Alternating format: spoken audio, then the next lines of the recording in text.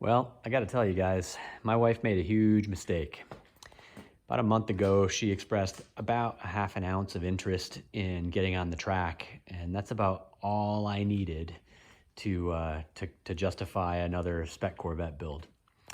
So this black car, this is my original car. I built this back in the summer of 2018, and it's been outstanding. It's a 2001 Z06. It had 164,000 miles on it when I bought it. And I raced it just like that, same engine, no rebuild for a season and a half. And it was just an all-out champ. The car's still a champ. And I found this guy about a month ago, maybe a little over a month ago, also a 2001 Z06. It's got 146,000 miles on it. And it was just a deal I couldn't pass up. So decided to go ahead and pull the trigger on it and do another Spec Corvette build. Mostly as my wife will be driving this one. She might not be racing it. It'll probably be track days, although I'd love to see her out there. And maybe I'll get lucky and get my kids out there a little bit too and do some training on the track as they're getting to be driving age. But it'll also serve as a backup car for me for Spec Corvette should I ever need it. But anyway, I have always wanted to go back and document some of that original build. But you know, truth be told, I didn't really know what I was doing when I built that first Spec Corvette. And not to say that I really do now. This is my second one, right? So I guess that qualifies me as an expert. But I'm not a mechanic. Actually, used to be an IT guy. I'm not even really that anymore. I sit behind a desk all day now. But I successfully built that original Spec Corvette, and it was relatively easy to do. But I know it's intimidating for some folks, and so in an effort to help take the mystery out of this and to help grow the series, I wanted to just go ahead and document what it takes to put one of these together. I think you'll be kind of amazed that it's not that big of a deal. So that's the intention of this. So I'll take you through some of that. Also here, I've been driving this car around for a little while just because I wanted to get to know it and understand if there's anything wrong with it that didn't meet the eye. About for the last month. But I'll take you through some of the things I was looking for when I bought the car originally, just to also take some of the mystery out of that. So welcome to Spec Corvette build. Hopefully you'll find this helpful. All right, today I'm going to walk through a few of the things to look for when you're inspecting or taking a look at a Spec Corvette candidate.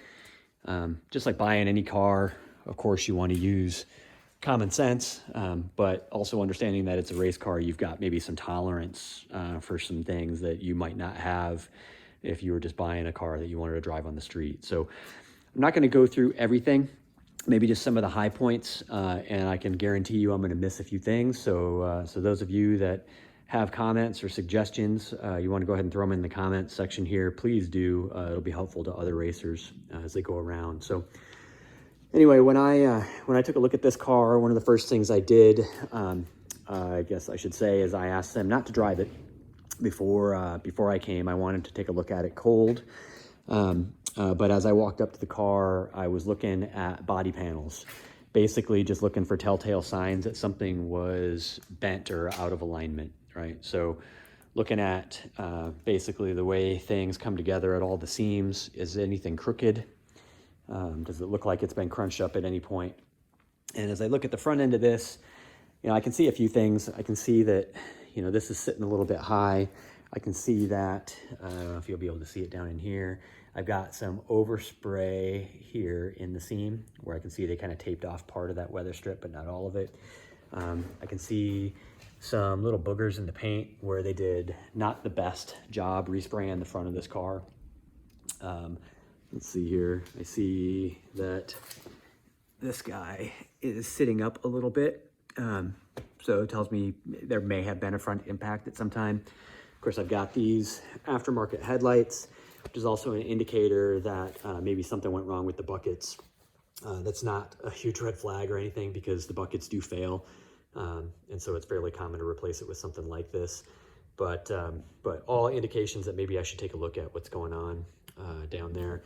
As I get into the bumper, I am missing the screens here that come on the Z06. So again, an indication that something went on here with the bumper. I don't know if it was just in paint or if there was actually an impact. I've got a little bit of cracking here in the paint from where they resprayed. Maybe they didn't do the best job of a repair underneath, I don't know. I've got a lip spoiler down here, which I'm just gonna go ahead and remove. You can't run that in Spec Corvette.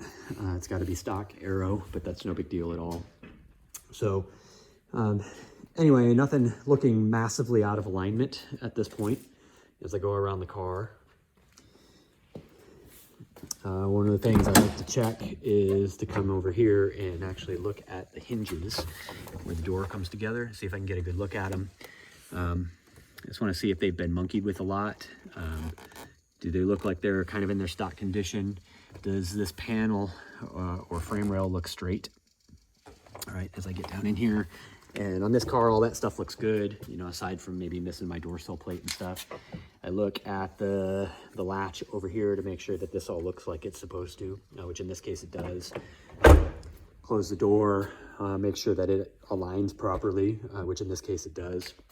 Right, so just kind of as I move my way around, back here everything looks actually quite good. So no telltale signs that things are crooked, although I do see a little bit of a bulge here in the seam. So that's where I start.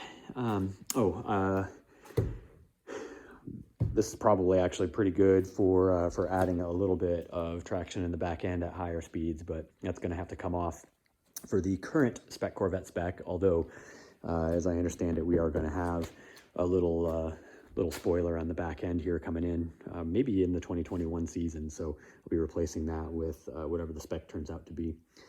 So anyway, that's the quick walk around.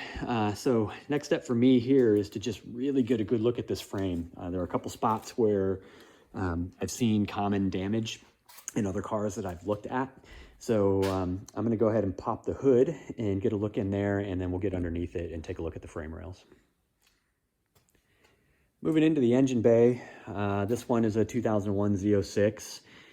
So aside from the red engine covers, basically I want to look and make sure that it is actually still a Z06 and somebody hasn't swapped this thing out. So I've got a light on it, but what I'm looking for on the heads here is to see if it's got the right heads on it. Man, that's tough to see with the glare. So you can see there's a 243 stamped on that. So that is a Z06 head, so I know that they didn't swap the engine out, it looks like, so that's a good indicator. Looking around here, it's just the typical stuff that you'd be looking for. Any leaks, seepage, things like that, maybe around the valve cover gaskets, heads, things like that. These things are known for having power steering leaks, maybe front and rear main seal, some wobble down here at the balancer. All those things would be relatively common things to look for, just like on any car.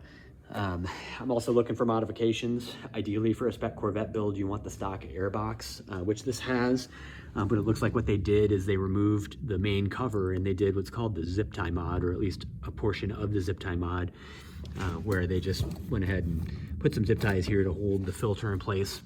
That's all fine, but you want the stock air bridge coming into the intake, and all that stock assembly is what you're going to need there. No headers on this car. It's got the stock manifolds, which is what you need for Spec Corvette. So to this point, everything about this car is stock, which is fantastic. It's what I want. You know, generally just my preference is to not buy a car that's been modded out anyway, because I really didn't want it to be ragged on. This one looks like it's actually okay. So there's our engine bay. Let's see here. I'm going to poke down here because I thought I saw maybe some signs that there could have been a frontal impact. And as I look around, I've got a frame rail here that runs straight across. That looks to be pretty straight. I don't see any signs of an impact there. Over here on the side, it's got some ears that come off of it. You would see those bend. That all looks pretty straight. And then I'm going to take a look at the frame rail here all the way around, and so far that looks to be okay. I know I'm getting bad camera angles. I'll have a better look at it from underneath the car, but checking to make sure those frame rails are straight. And then back here, kind of once you get to close to the firewall, there's a little bend. It's kind of an S bend in the frame rail. That's a real common place to find bends in the frame. So I'm gonna get a look at that. I'll get a better look at it from underneath. From the top here, I'm not seeing anything, so that all looks good. But I'll walk over to this other car and give you an example of what I'm looking for, actually. So this is a salvaged 2003 that I picked up for parts, and it has a bend in the frame rail. And it has the engine out, so it's easy to kind of easier to see what's going on. But so here's our straight frame rail coming back, and here's our little S that drops down, and then the frame kind of A's out, or yeah, I guess it forms kind of, or maybe like a Y here.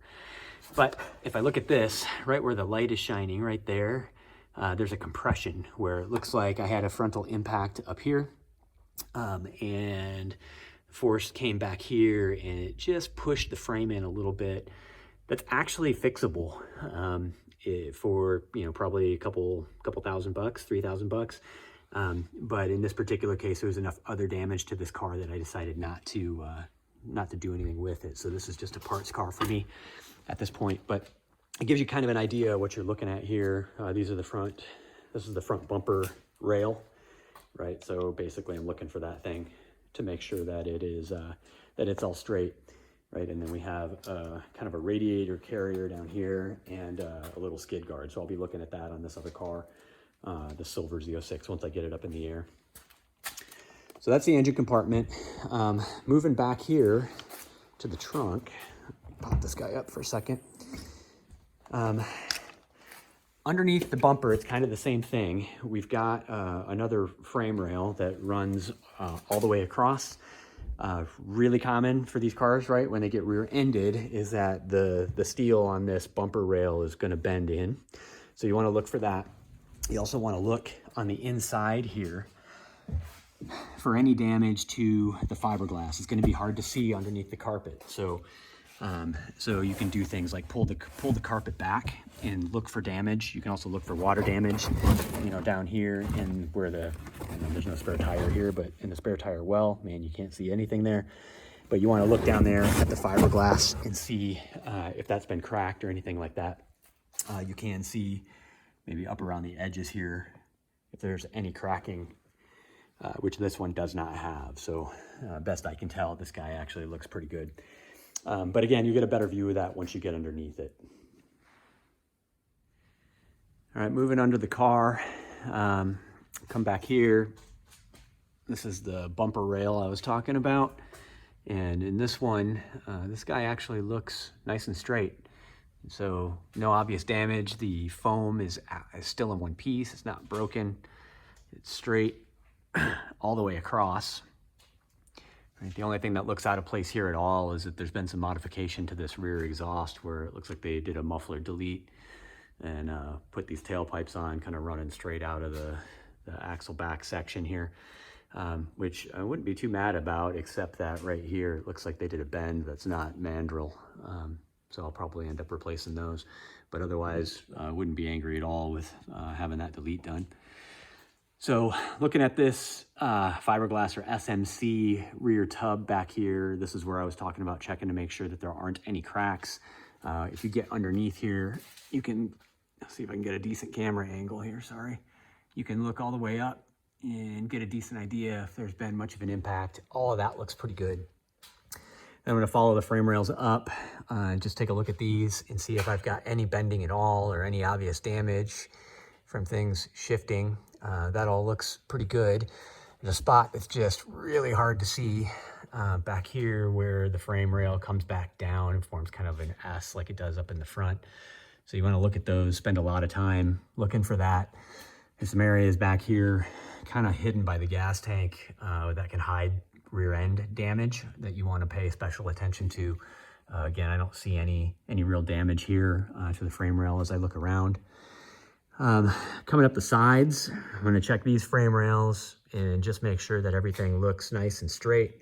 And so far it does, but certainly if there were a side impact, this is the place where we would see it. So you want to inspect these rocker panels. They're glued on here for any kind of funny business. Getting them off and putting them back on is pretty difficult. So a lot of times people will mess that up and it'll be kind of obvious that something happened there. So that all looks pretty good. Moving up here to the front, This guy here, this is the carrier that I was talking about. The radiator mounts to it on the bottom, and it's got a little bit of a skid guard here that pops out through the bumper. So you want to check these and just make sure it's straight. It's a replaceable part. You can see some damage to it right there. But it is a replaceable part, but obviously you'd rather not replace it if you can help it. This bumper, or I should say radiator air dam right here, this is a very necessary piece. These Corvettes are bottom breathers, so they're actually pulling air up from the ground. Without this piece, it doesn't get a sufficient amount of airflow up into the radiator. So if you don't have this, you need to get it. All right, and then you've got a little companion piece over here and another companion piece on to the side over here. So you're looking for those. Then let's see, following the frame rail back, like we talked about earlier, you're just going to follow that frame rail back and look for any obvious damage. Here's the area that I was talking about before, and as I look at this looks pretty much perfect. I don't see any issues with it there. Looks like the frame, as it folds back in there, that all looks really good. Right, and the same thing all the way back. So frame on this car, that's just a cursory overview. I probably spent 20 minutes just looking for frame damage when I went through this. It was the biggest concern that I had. There are lots of things that you can fix, little electrical gremlins, things like that, but frame damage, that's a bigger beast. I am learning that there are some decent frame shops out there that can work wonders. But if I'm gonna start a new one without a cage in it already, I'm gonna do it with as clean a chassis as I can. So anyway, so that's the frame. So then coming around looking at other things, up here in my steering rack, I've got some leakage. It's pretty normal, but basically what it means is I'm gonna have to get this rack out of here and probably have it serviced. It doesn't look like it's coming out of the boots. So likely over here, well, yeah, it's either dripping from the power steering pump up top, or there's some wires in the power steering rack that will often leak up top. So anyway, I'll get that out of there. It might be the kind of thing I can service myself if it's not leaking out of the seals at the ends. But anyway, so that's normal. It's a little bit of a pain to get it out of there just because it's a tight squeeze, but something to look for. Let's see here, as I come up to my harmonic balancer, you're not going to be able to tell much without the car running, but you do want to look for oil seeping out of the front seal behind it to make sure that doesn't need to be replaced. With the engine running, you want to look for wobble in that guy. And if it's wobbling around much, then you're probably going to be due for a replacement. And of course, if you're taking the steering rack out, that'd be a good time to do it. Coming into my oil pan, just like any car, I'm looking for seepage, things like that. That all looks good. Here I've got my stock H-pipe. In this particular deal with the 2001, I've got 4 catalytic converters in it. So, right, one here, 2 here, and then another one on the other side. And I already mentioned it's going up to the stock exhaust manifolds, which is what you want. So, let's see, what else? Underneath the car, the transmission, I got a lot of oil back here from the transmission and diff. It's not dripping at all, so I don't know if this is old and it was just never cleaned up, or maybe if somebody overfilled this thing and it came out the breather, but there's just a lot. There's a lot caked on back here, so I'm gonna have to clean this up and take a look at it.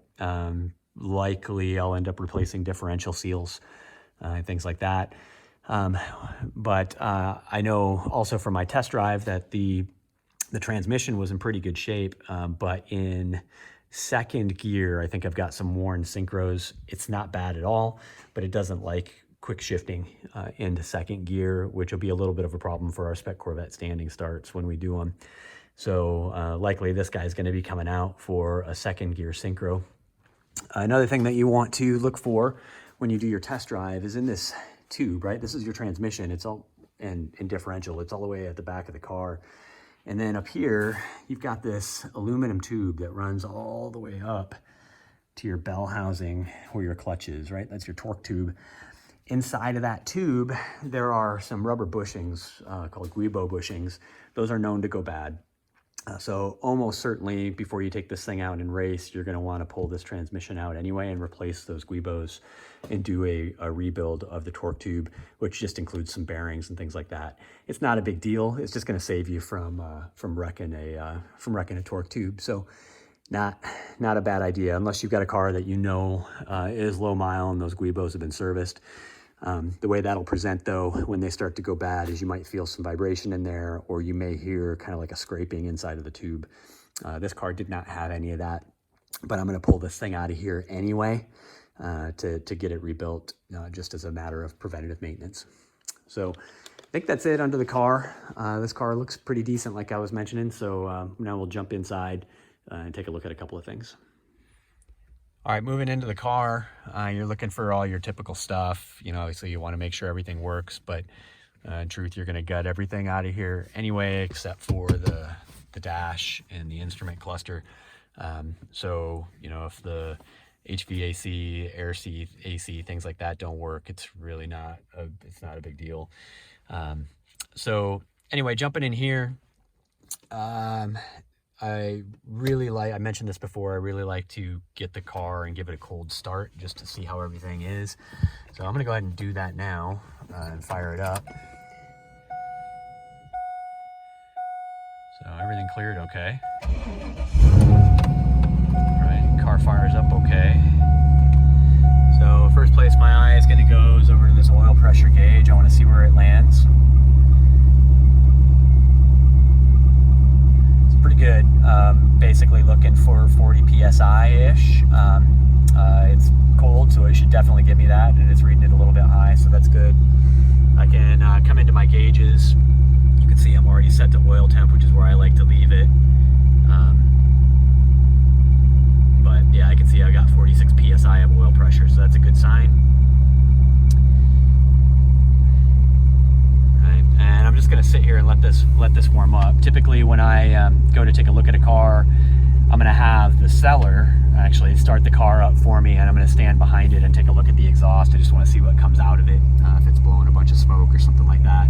This car did not. It started up super clean, so I was pretty happy with that. So let's see, coming over here, there's an option that we'll see if it'll let me do it when it's running. I don't know if it will, where you can check the codes without having to hook up your own scan gauge. So, and that is where you hold down the option button and you hit fuel 4 times. Yep, there it goes. So now what it's going to do is it's running through to tell me if I have anything going on. So the C tells me it's current and the H tells me it's historical. All right, so I just saw one for the traction control.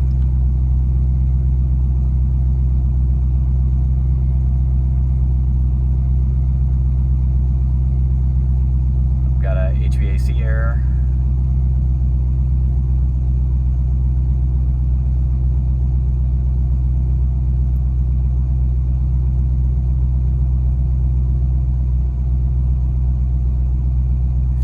Okay, so there's not much there. There's just one really that I was a little worried about. So the PCM engine control looks good. Let's see if I can remember how to toggle my way through. Aha.